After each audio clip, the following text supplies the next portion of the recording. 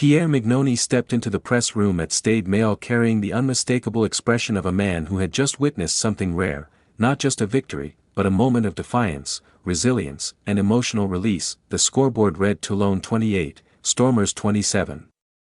But the numbers alone could not capture the drama that had unfolded. This was a match that had pushed Toulon to the brink, tested their belief, and ultimately forced them to rediscover it under immense pressure.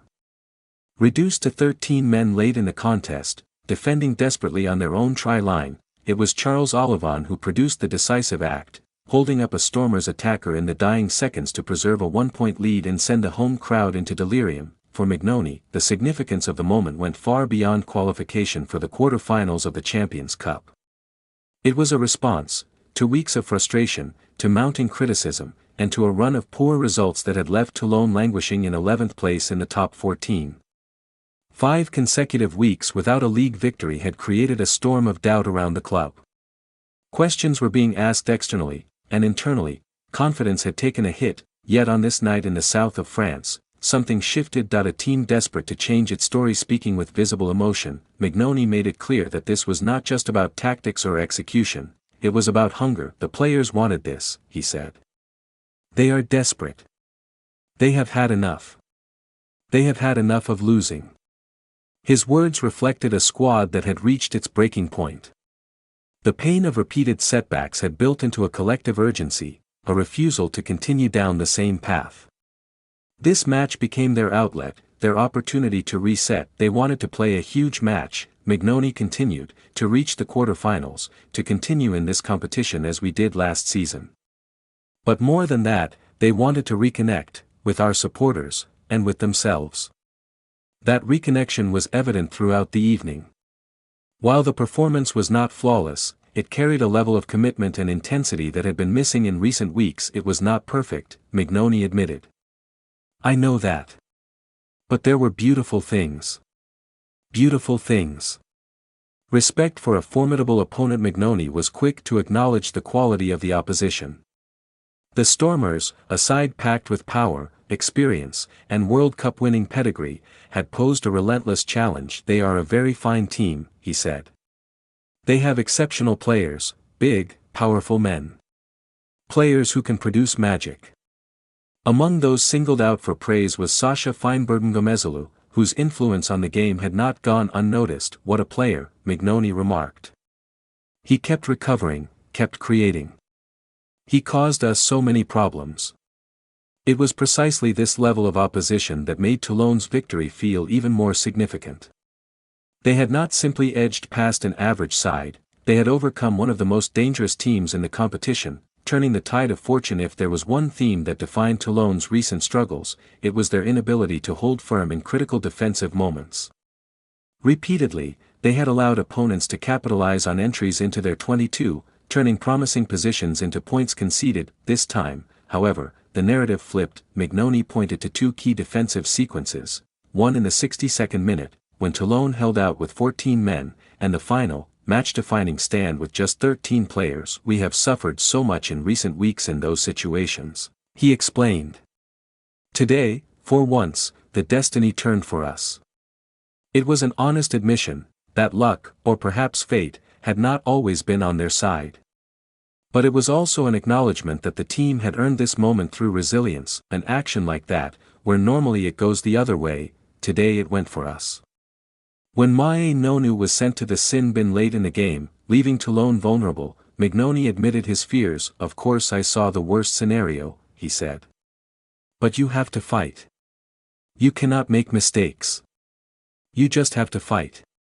A collective effort above individual brilliance. While David Ribbans was named man of the match after a dominant performance, Mignoni was keen to shift the focus away from individual accolades. I do not know if David deserves to be man of the match, he said. I think the team deserves it. Ribbans had been immense, carrying strongly, imposing himself physically, and delivering one of his best performances in recent memory. His return was particularly notable given that he had been rested the previous week due to a back issue. Mignoni even took responsibility for earlier decisions regarding the player. It is my fault for wanting to push him when he was not ready, he admitted. But we worked well with the medical staff, and with David himself, to get him back. Despite his praise, the coach remained firm in his belief that this victory was built on collective effort. Today we had to win the physical duels. The contacts. Against a team like the Stormers, that is essential. And today, the team won. Answering the critics, few players embodied the emotional weight of this victory more than Tomás Albornoz. Often questioned by fans and pundits alike, Albornoz delivered a performance that silenced his doubters. Mignoni's response to questions about the fly half was immediate and emphatic. He played an enormous match. Truly enormous. The repetition in his voice underscored how strongly he felt. He is often questioned by everyone, Mignoni continued. But I do not question him. He has suffered in a difficult context, but he has always held his rank. Always. On this occasion, Albornoz did more than just hold his position. He excelled. Today he was outstanding, Mignoni said. Alongside him, Ben White also impressed, continuing to grow into his role within the team. He was exceptional, Mignoni noted. Some people thought he did not have international level. He showed again that he does. White's journey has been one of adaptation, adjusting to a new league, new teammates, and new expectations. He is still arriving, Mignoni added. And he can still improve. I am sure he will continue to grow. Tactical adjustments that made the difference. One of the few areas where Toulon initially struggled was in the aerial contest. For much of the first half, the Stormers dominated under the high ball, gaining territory and putting pressure on the home side. Mignoni responded with a tactical tweak, repositioning Ollivon to provide additional security at the back. The impact was immediate. Charles was exceptional in that role, he said.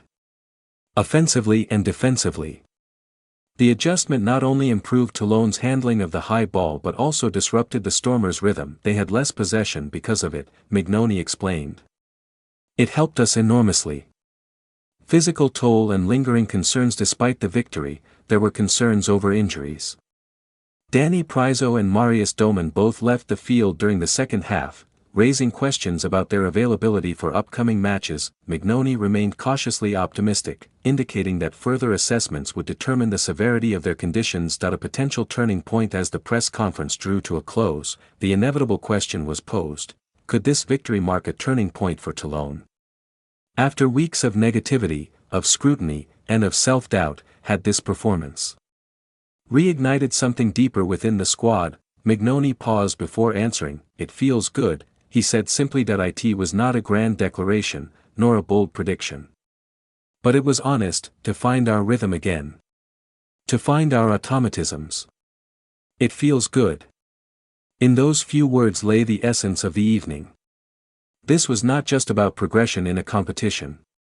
It was about rediscovery, of identity, of cohesion, and of belief. For Toulon, the road ahead remains challenging. Consistency is still an issue, and one victory does not erase weeks of struggle. But on this night, at least, they reminded themselves, and everyone watching, of what they are capable of. And sometimes, that is where everything begins again.